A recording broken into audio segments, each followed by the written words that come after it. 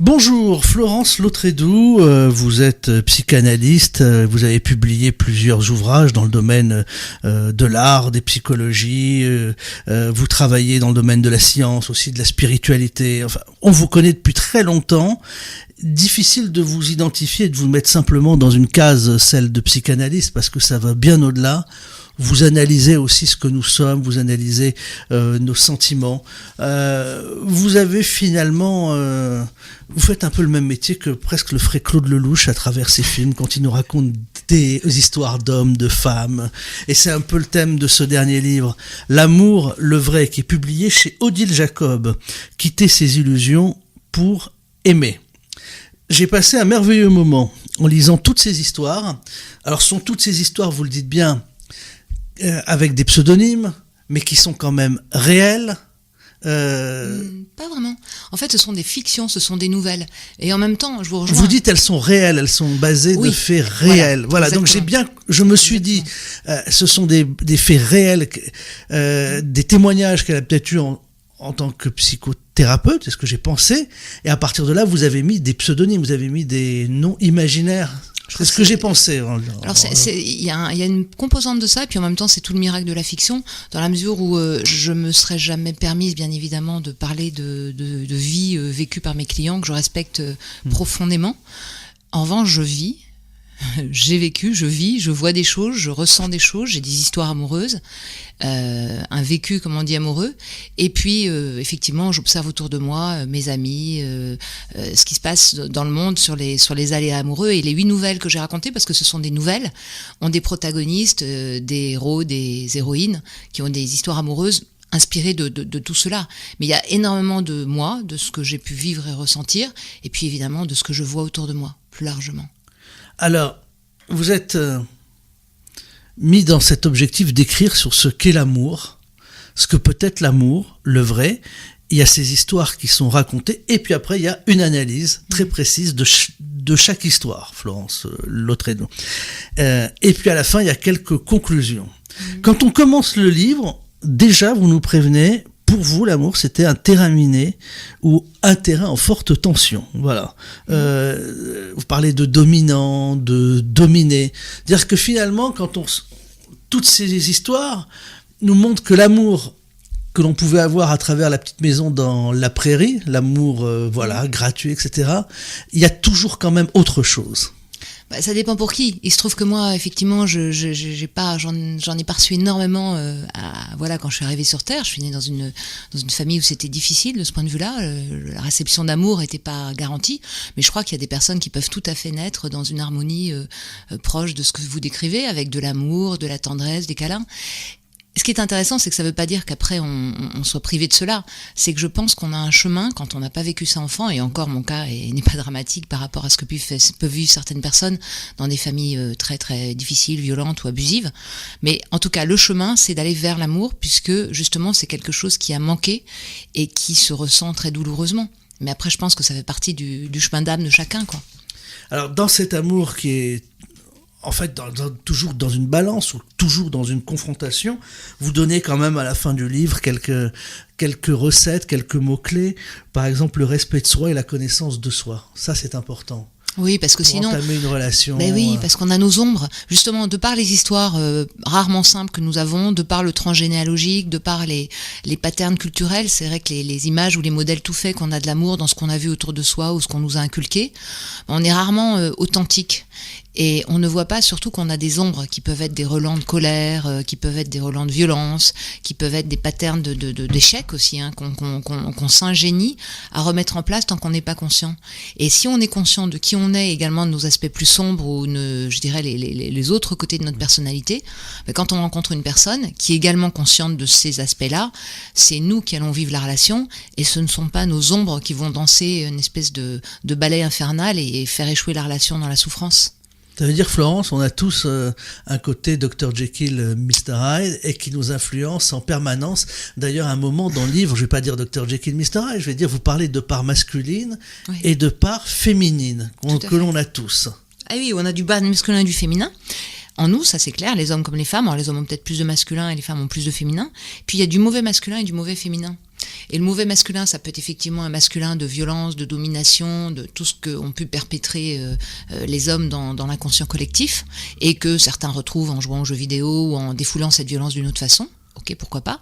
Puis il y a un mauvais féminin. Le mauvais féminin, c'est le féminin altéré, c'est le féminin manipulateur, c'est le féminin séducteur, c'est le féminin de faiblesse ou petite chose. Enfin, c'est toutes les mauvaises images du féminin, mais également du masculin. Et tout l'art, c'est de voir cela et d'accepter un bon masculin et un bon féminin en chacun d'entre nous. Alors il y a quand même, moi j'ai commencé, vous aussi vous avez commencé d'ailleurs dans votre livre, c'est pour ça que j'ai commencé en parlant de ces conflits permanents ou de ces rapports permanents au sein du couple, mais il y a une phrase quand même que j'ai bien aimée aussi, c'est que vous parlez à un moment d'un couple à belle hygiène relationnelle. J'ai beaucoup aimé ce mot. Belle hygiène relationnelle. C'est vrai que c'est un côté dentifrice, mais... Oui, mais c'est un côté sain. C'est un côté tout se passe bien. Voilà. C'est-à-dire qu'il y a des moments de tension, bien évidemment. Il y a des moments de lassitude. Il y a des moments où les gens se demandent si ça m'aime encore parce que ça fait longtemps, etc. On en parle. On se confronte, on adresse, comme disent les Américains, on adresse le sujet. Tiens, notre relation s'étiole, on n'est plus vraiment très attentifs l'un à l'autre, on s'ennuie un peu ensemble. Qu'est-ce qu'on fait ? Est-ce qu'on a besoin de se voir un peu moins ? Est-ce qu'on a besoin de redécouvrir chacun des jardins intérieurs et d'avoir nos espaces à nous pour mieux nous redécouvrir ? On en parle.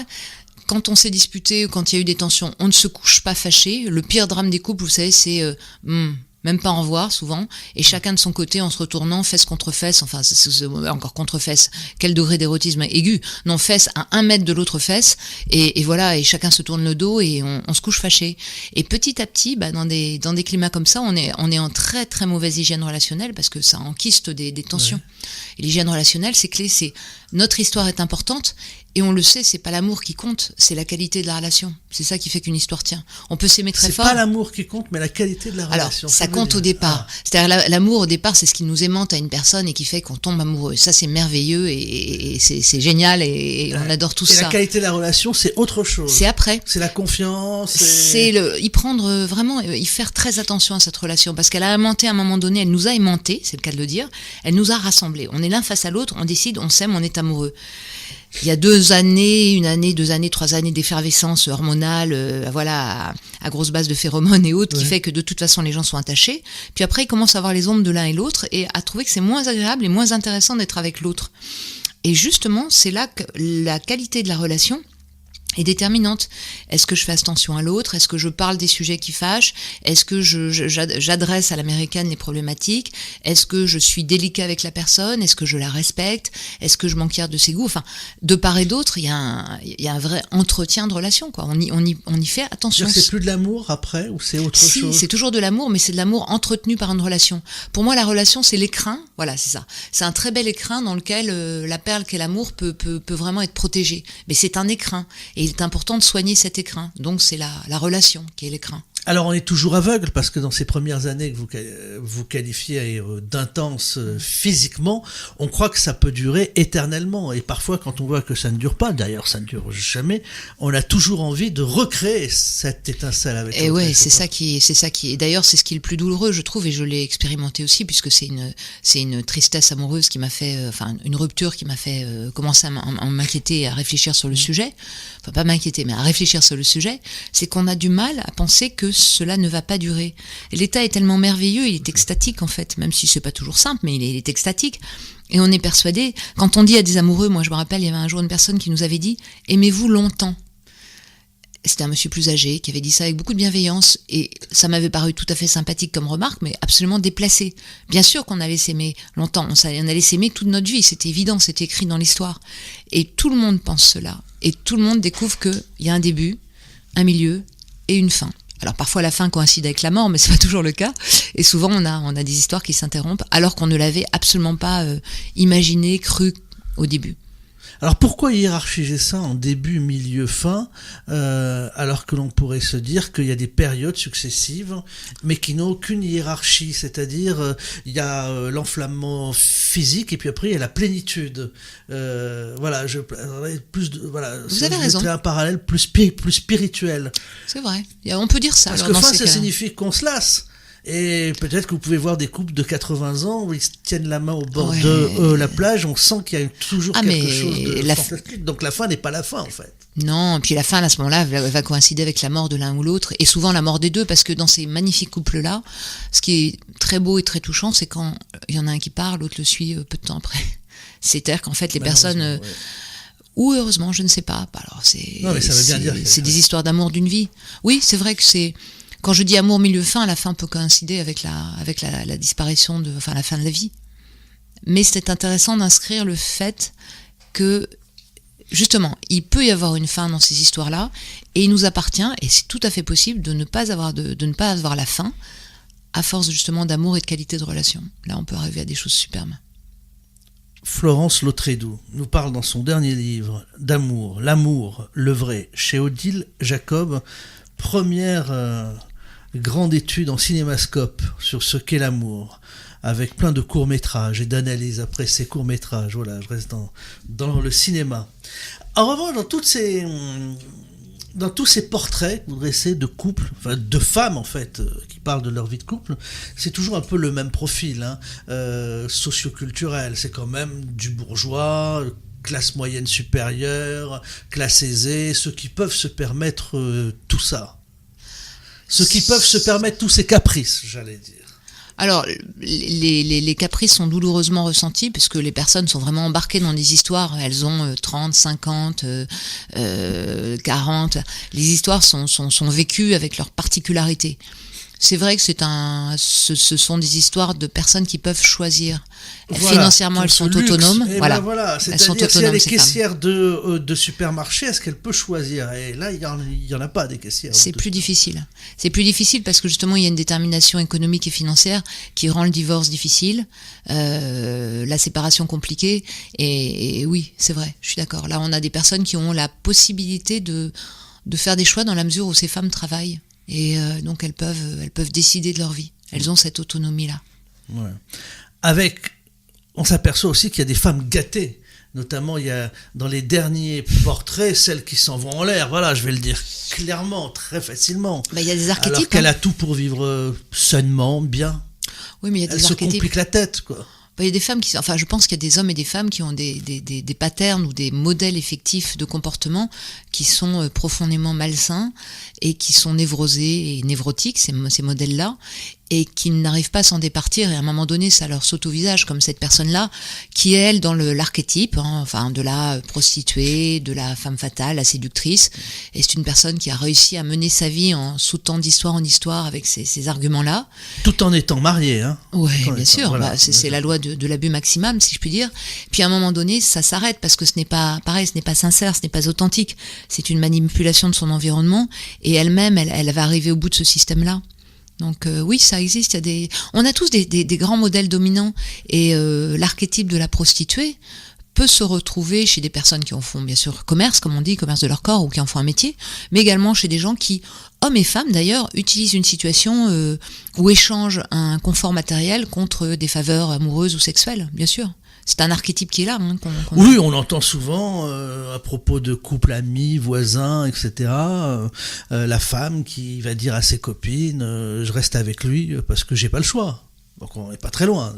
Bah oui, croit-elle d'ailleurs, parce que tout le monde a le choix. Et même d'ailleurs, je reviens sur ce que je disais tout à l'heure, même moi je connais, pas directement, mais il m'arrive de temps en temps de croiser des personnes qui ont des très très faibles revenus. Vous parliez de caissières tout à l'heure, donc des gens qui ont évidemment moins d'argent. Mais ces personnes-là, il y en a qui ont largement le courage et qui choisissent de ne pas rester dans des situations comme ça.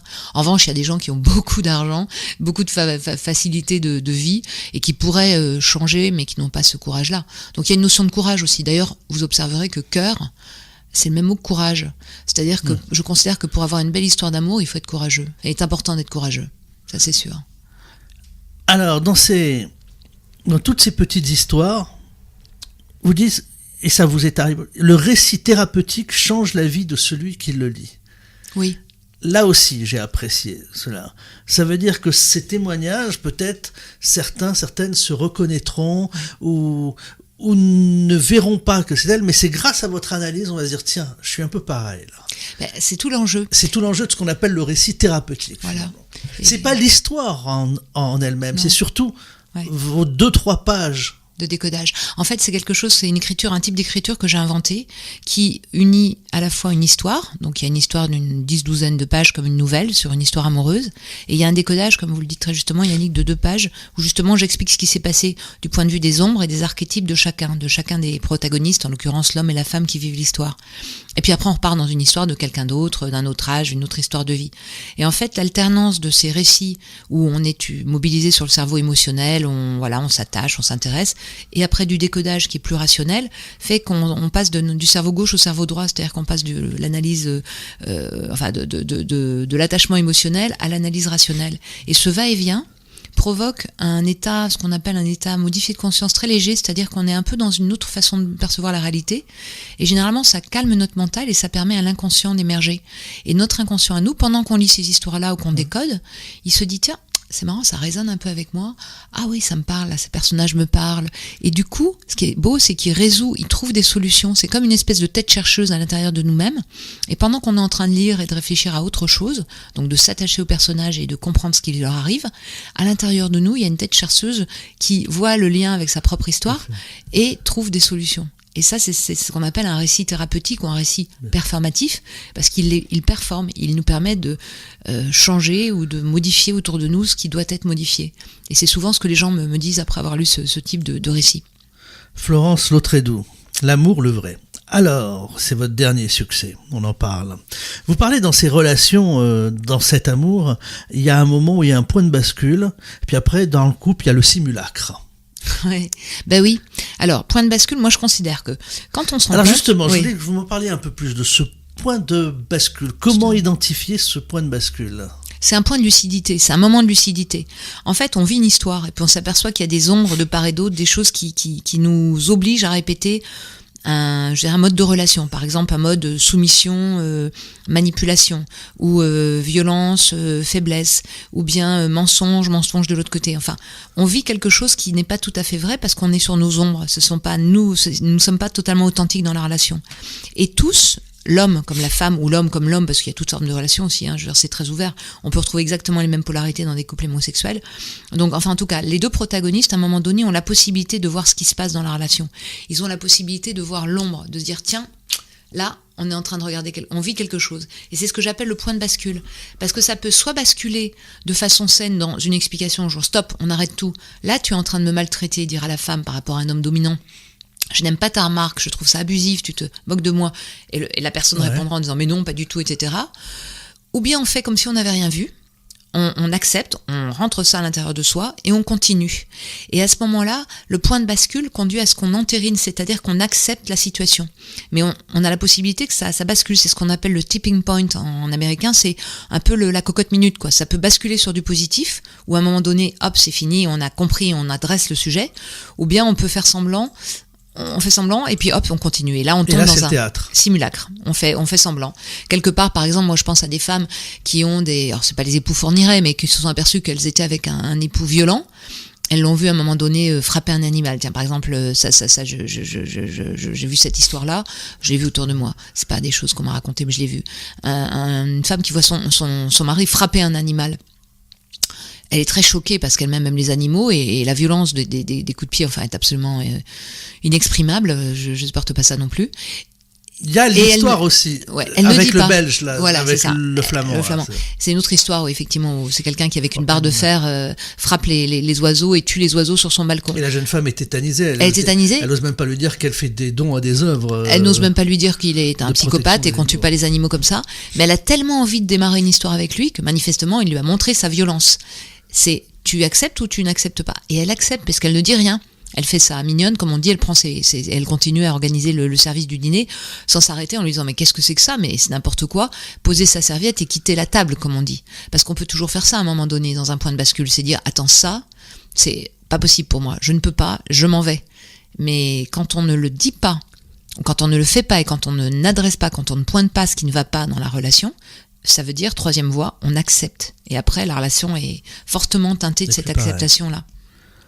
Quand j'ai eu cette anecdote sur les animaux, ce que vous me racontez sur les animaux, ça me fait penser à un grand chef d'entreprise, d'une entreprise qui n'était pas au CAC 40 parce qu'elle était très internationalisée, mais proche, je crois, d'une des plus grandes entreprises, et qui a sa résidence secondaire à Hull-la-Baule, m'a dit un jour, quand il avait ses recrutements de grands cadres dirigeants, il a 3-4 tout petits chiens, et il amenait les chiens à son travail, et il regardait le comportement des personnes qui devaient recruter dans son bureau, avec tous les chiens qui gambadaient. Il me dit là, comme ça, je regardais et je testais. Si la personne était proche de l'animal, si elle était câline, etc., là, je me disais, c'est quelqu'un de bien. Et on sentait tout de suite, il a déjà vu une personne qui, avec son pied, a essayé de pousser un peu le chien. Il me dit, là, celui-là, je ne l'ai jamais pris. Voilà. Moi, je trouve ça magnifique. Alors vraiment, bravo, j'adore ce type de recrutement. Bah oui. Alors, quand on parle...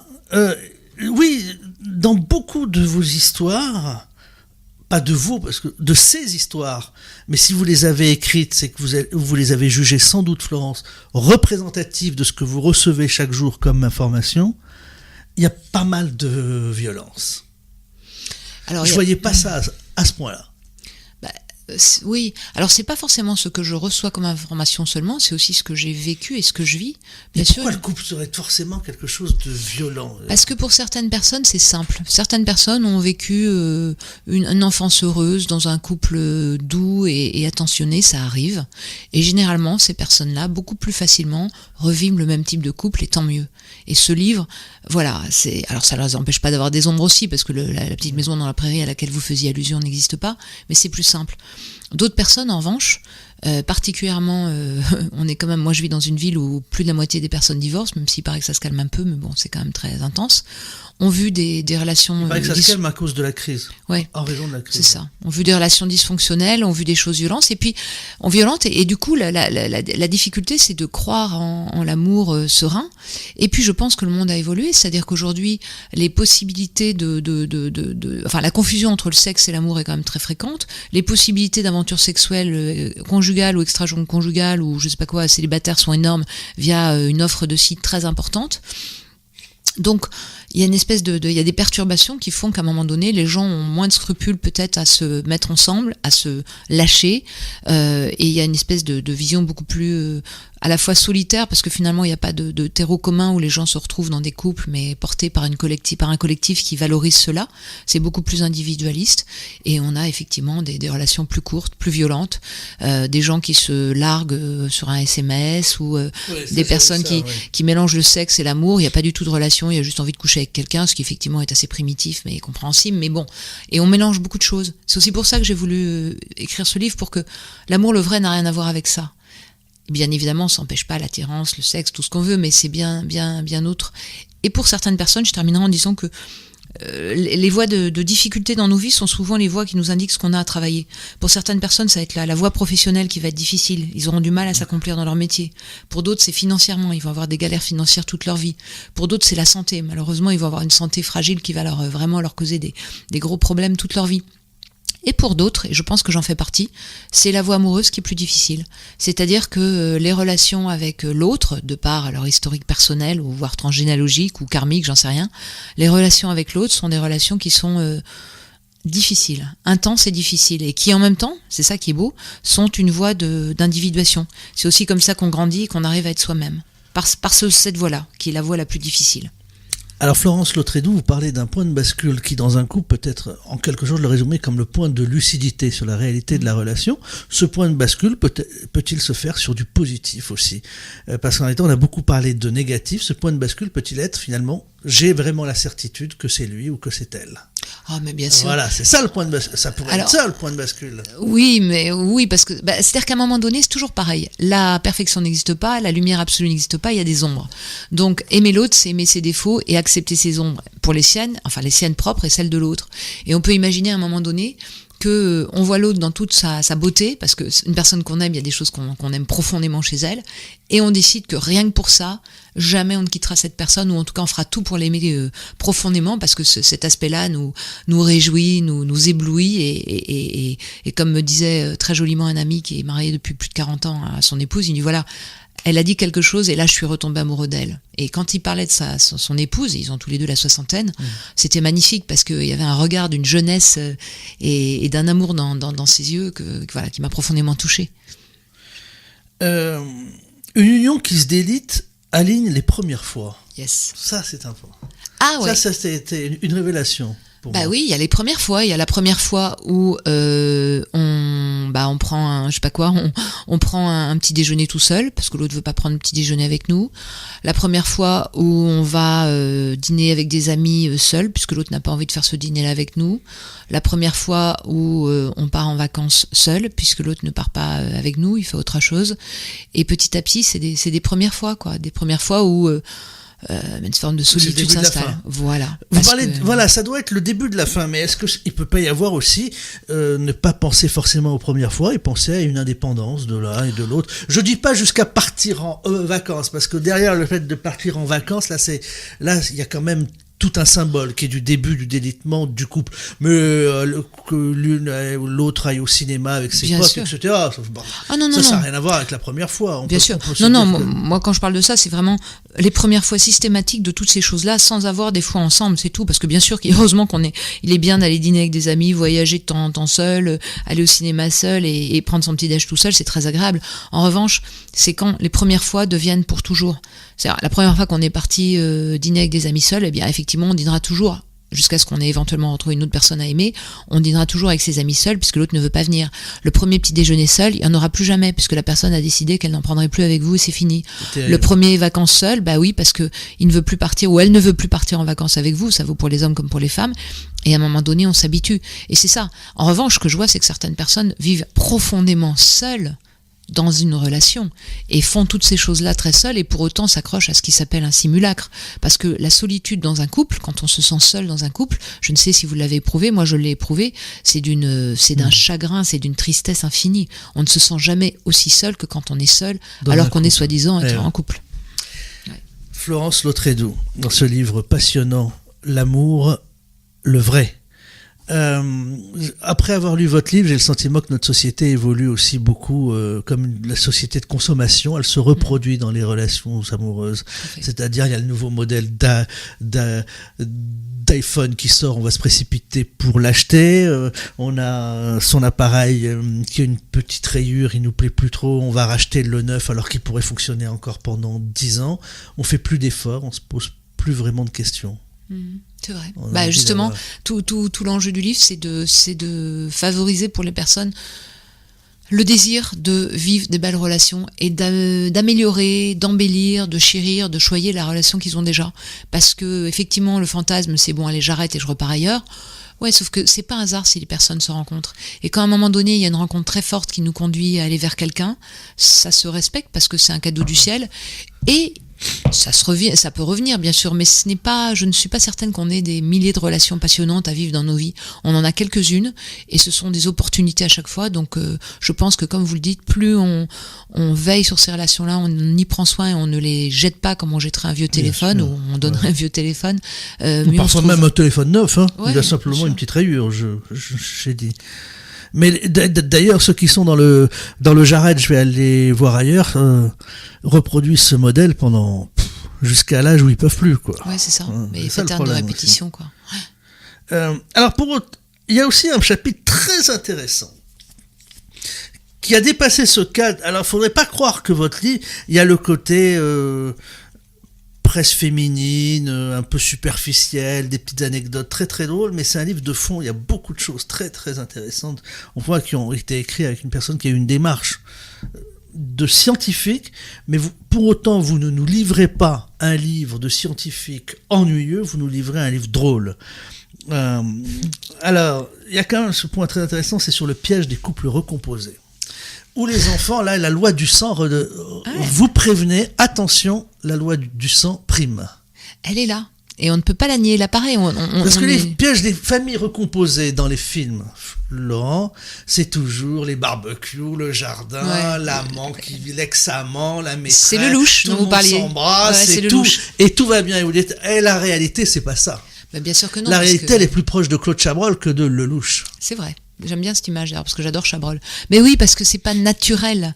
Surtout à l'âge adolescent, les enfants se rendent compte que quand ils sont dans une famille recomposée, il leur reste pas tellement de temps pour vivre une histoire d'amour d'enfant avec leurs parents, leur père ou leur mère, particulièrement leur père d'ailleurs pour les jeunes filles. Et donc, il y a le complexe d'Oedipe peut ressurgir à ce moment-là très fortement, puisque ce temps-là est précieux. Et bien évidemment, c'est la belle-mère ou le beau-père qui empêche cette relation-là. Et d'ailleurs, les problématiques d'adolescence, les fameuses crises d'adolescence, souvent se déversent sur le beau-père ou la belle-mère plutôt que s'adresser aux parents légitimes. Et effectivement, la loi du sang fait qu'à un moment donné, on privilégie qui est de son sang. C'est pas quelque chose d'enviable, toute la civilisation est faite justement pour nous sortir un peu de cette loi du sang, parce que sinon on tombe dans la bestialité. Mais comme me disait une amie, famille recomposée avec enfants adolescents, très difficile, très très très difficile. Surtout quand la famille recomposée s'installe avec des enfants adolescents à ce moment-là. À la limite, si elle s'est installée avec des enfants petits qui ont grandi jusqu'à l'adolescence, il peut y avoir un temps d'amour suffisant pour que ça compense. Mais sinon, il y a quasiment des missions impossibles. Puis il y a des cultures familiales très fortes où justement la loi du sang est très forte, et ça ne se juge pas, mais du coup je dirais l'adjonction d'éléments nouveaux et de personnes qui ne sont pas du sang est quasiment impossible. Donc c'est effectivement une vision édulcorée que celle des Lelouch, machin, tout ça, on s'adore tous. Je pense que la réalité de ce que je vois et je vis autour de moi est beaucoup plus violente. Voilà. Donc réalité violente de la famille recomposée extrêmement difficile, le véritable amour extrêmement difficile. Alors là, on pourrait être tenté de se dire, autant jouer le multicarte en quelque sorte, le polyamour parfois. Et là aussi, il y a des pièges en permanence, vous nous prévenez. Ouais. D'abord, là, c'est la grande déprime, le polyamour. C'est finalement presque ce qu'il y a de pire. Alors, peut-être pas pour tout le monde. Ça dépend du niveau de conscience et du degré de conscience de ce qu'on vit. Homme ou femme, c'est pas pareil, peut-être le polyamour. Je pense que le polyamour, pour beaucoup d'hommes, c'est vraiment une occasion très sympa d'avoir des petits moments et des câlins sympas avec pas mal de femmes, et franchement, c'est cool.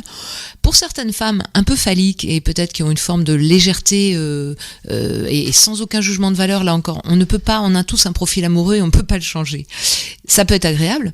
Moi, ce que j'observe, c'est que pour les gens qui ont un peu d'intensité, qui ont de l'intensité, qui ont envie de vivre une vraie relation, c'est très difficile d'aimer plusieurs personnes à la fois. Parce que on aime bien certaines personnes, mais on n'en aime qu'une. Et ça, c'est imprégné. Alors là, c'est la psychanalyse qui parle, mais on a eu un père, une mère, et à un moment donné, il y a quelque chose qui s'est créé dans une relation unique à une personne du sexe opposé. Donc, le polyamour peut être agréable pour des personnes qui sont effectivement dans ces logiques de légèreté et qui arrivent à le faire, et bravo, et tant mieux pour elles. Mais pour beaucoup de personnes, c'est très déroutant et ça peut même être déstabilisant et dangereux, et effectivement, comme vous le disiez, conduire à une forme de déprime, parce que les personnes se rendent compte qu'au fond, elles n'aiment personne, quoi. Ouais. Elles couchent avec plusieurs personnes, elles en parlent, elles échangent, et puis ça met aussi une notion de... Moi, je pense que l'amour se passe parfois de... Autant il est important de pointer les choses difficiles, autant quand on est en amour, on vit. On n'est pas en train de parler de notre relation, on la vit. On voyage, on se chérit, on partage des moments magnifiques, on n'a pas besoin d'en parler.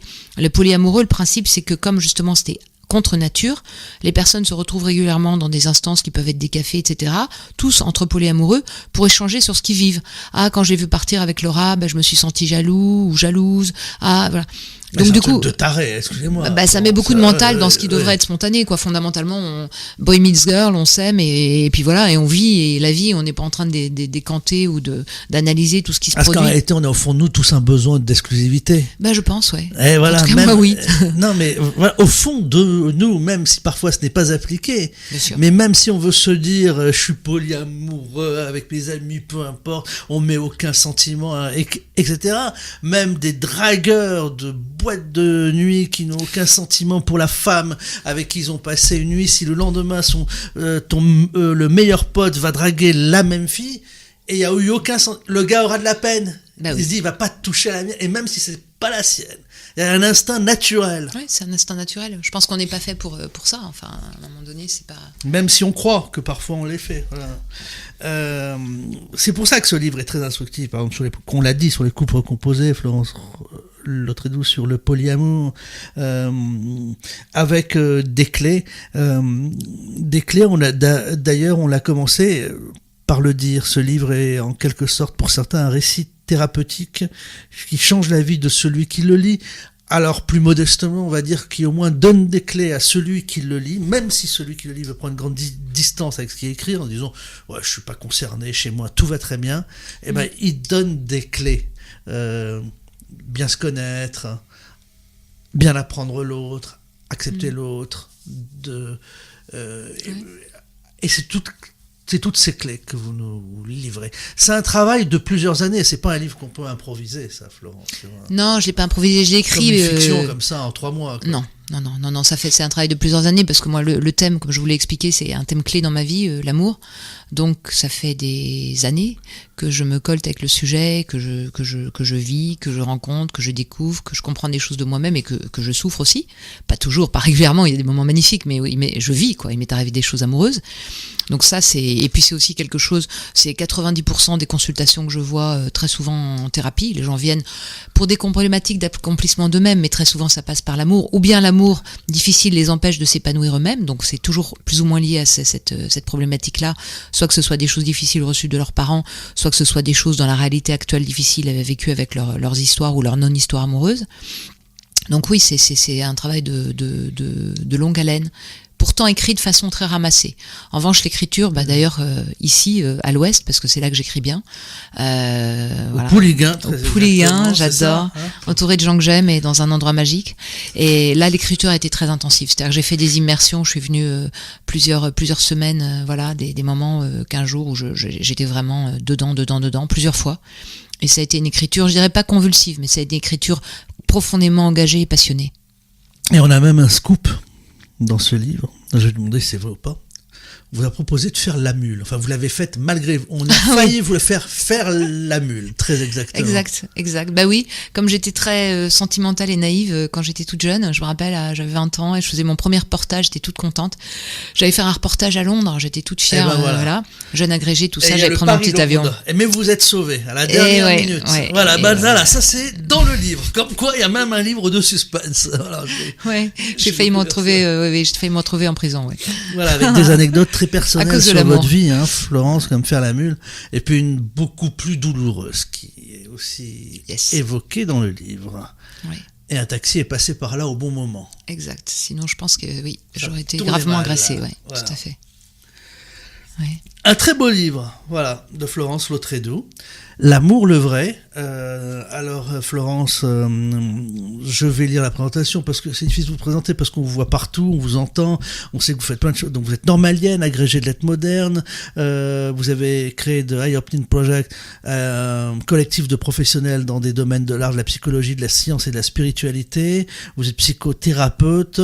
Et moi j'allais dire vous êtes psychothérapeute et vous êtes en quelque sorte à la fois une scientifique et une réalisatrice de cinéma avec votre caméra, mais au lieu d'avoir la caméra avec une bobine qui défile, c'est un stylo et une plume pour nous raconter nos vies, pour nous analyser, voilà. Bah oui, c'est un peu ça, non ? Oui, mais j'adore parce que je suis une grande visuelle. Et, il y a beaucoup de... C'est pour ça que j'ai ressenti beaucoup de visuels. Oui, je suis très visuelle. Dans ce livre, voilà. Et donc L'amour le vrai de Florence Lautrédoux, et c'est publié chez Odile Jacob. Merci Florence. Merci Yannick.